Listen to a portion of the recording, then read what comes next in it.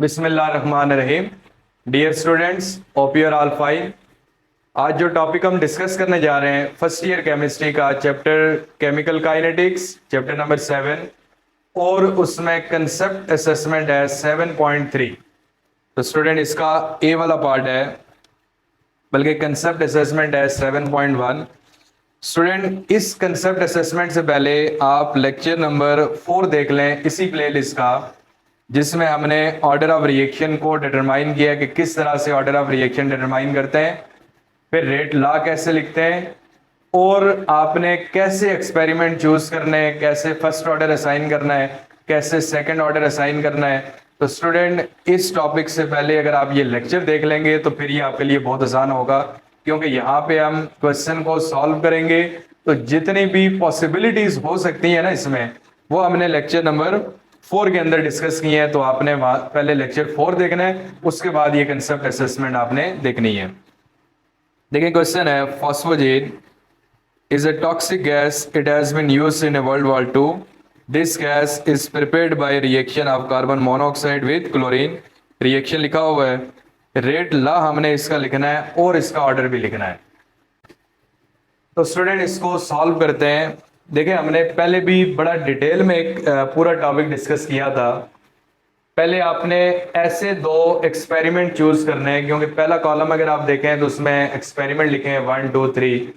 दूसरे में concentration of chlorine या कार्बन मोनोऑक्साइड की होंगी, तीसरे में भी इन दोनों में से किसी एक की होंगी, और लास्ट पे रेट ऑफ रिएक्शन लिखे हुए हैं।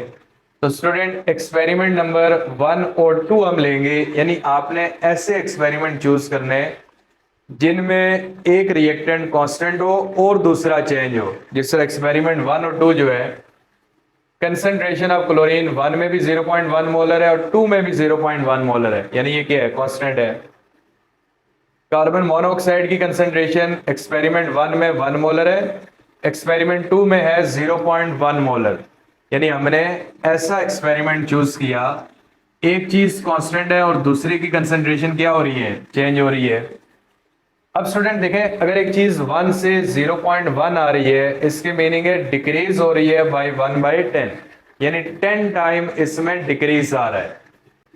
तो देखें हमने ऐसे दो एक्सपेरिमेंट लिए, एक रिएक्टेंट कांस्टेंट है, यानी क्लोरीन हमने कांस्टेंट रखा हुआ है, और कार्बन मोनोऑक्साइड इसमें चेंज हो रहा है। और कितना चेंज हो रहा है, डिक्रीज हो रहा है 10 टाइम। अब स्टूडेंट रेट्स देखें, ये पहले एक्सपेरिमेंट का रेट है और ये दूसरे एक्सपेरिमेंट का रेट है। अब इनमें सिंपलेस्ट रेशियो निकालते हैं, इसी नंबर से डिवाइड कर देते हैं ताकि ये 1 आ जाए। 1.29 क्रॉस 10 रेज टू पावर -29, और ये भी आएगा 1.29 इंटू 10 रेज टू पावर -29, यानी इसको बोथ साइड पे डिवाइड कर देंगे। तो देखें स्टूडेंट, ये आ जाएगा 1 और ये आएगा 1/10।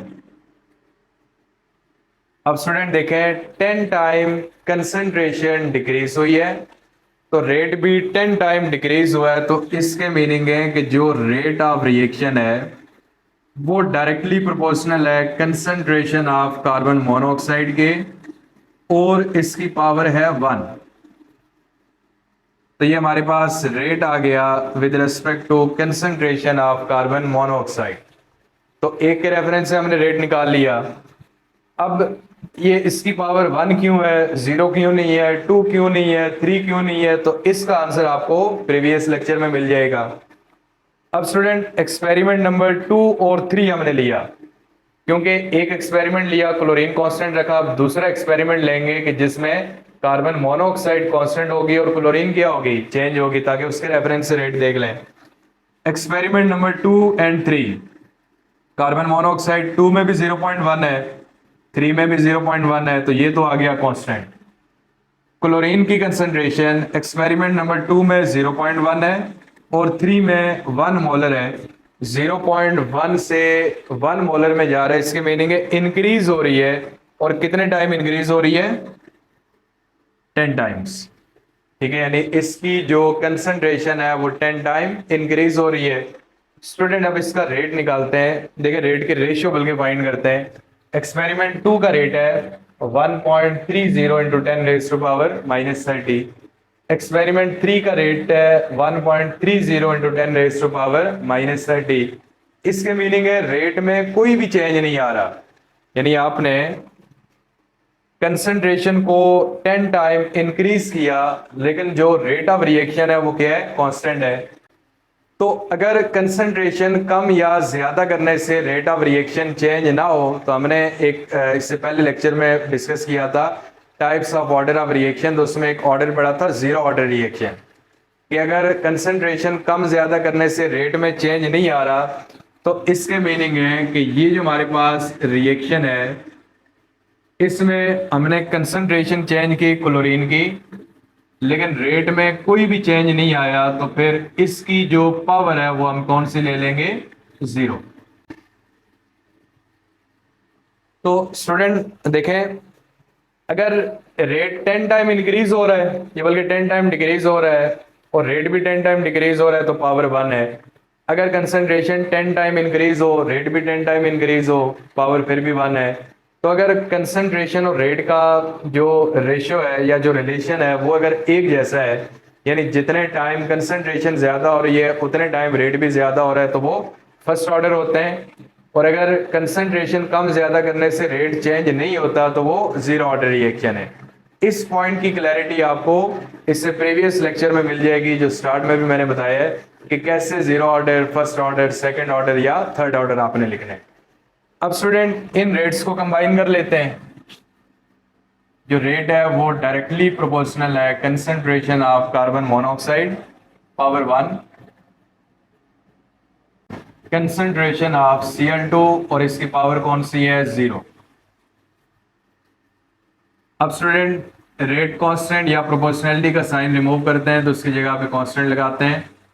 Concentration of carbon monoxide and concentration of chlorine, एक की पावर 1 है, दूसरे की पावर 0 है। या फिर आप इस तरह लिख लें, क्योंकि जिसकी पावर 0 है, किसी भी चीज की पावर 0 हो तो वो 1 के इक्वल आएगा। कंसंट्रेशन ऑफ कार्बन मोनोऑक्साइड, तो ये हमारे पास आ गया रेट ऑफ रिएक्शन, ठीक है। यानी रेट में क्लोरीन आपको नजर नहीं आएगा क्योंकि उसकी पावर 0 है, तो किसी भी चीज की पावर 0 1 के इक्वल आएगा। अब स्टूडेंट इसमें अगर आपने लिखना है ऑर्डर ऑफ रिएक्शन, तो सम ऑफ एक्सपोनेंट है, तो एक ही एक्सपोनेंट है, तो ये रिएक्शन कौन सा हो जाएगा, फर्स्ट ऑर्डर।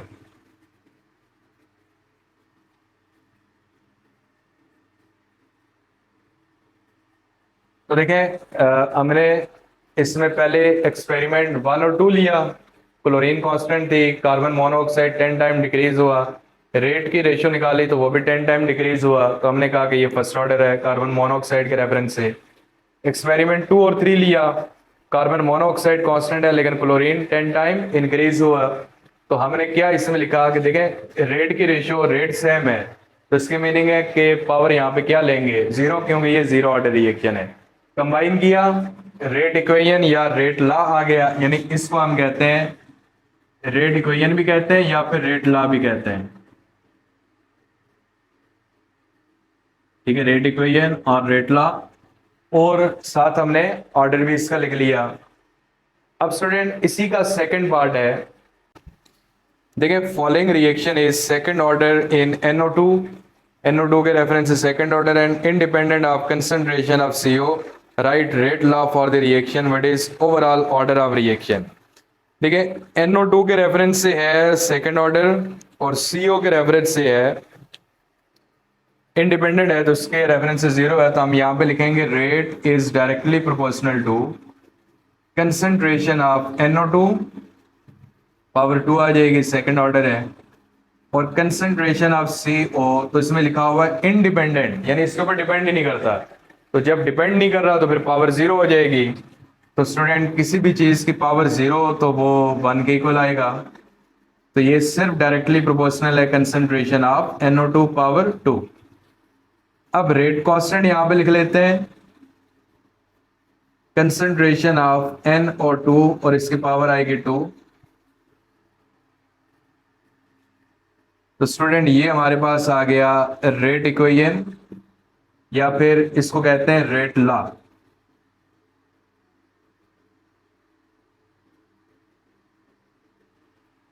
और